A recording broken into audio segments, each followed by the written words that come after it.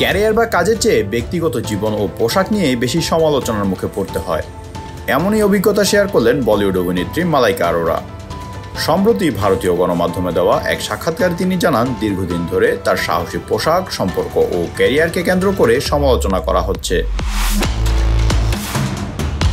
তবে এসব নিয়ে আর নিজেকে ব্যাখ্যা করতে চান না তিনি। অভিনেত্রী বলেন, আমার কি করা উচিত, কি উচিত নয় তা নিয়ে মানুষ উপদেশ দেয়। আমার কর্মজীবন, পোশাক কিংবা সম্পর্ক সবকিছু নিয়ে বিচার করে। যেদিন থেকে আমি নিজেকে ব্যাখ্যা করা বন্ধ করেছি সেদিনই মুক্তি পেয়েছি। নিজেকে নিয়ে আমি যে গল্প লিখব সেটাই আমার গুরুত্বপূর্ণ। অভিনেত্রী আরও বলেন, আমাকে অনেক সময় খুব সাহসী বা খুব স্পষ্টভাষী বলা হয়। এখন আমি এটাকে দুর্বলতা নয় বরং শক্তি হিসেবে দেখি। যদি আমি কারোর জন্য খুব বেশি হই তবে তারা হয়তো আমার জন্য যথেষ্ট নয়।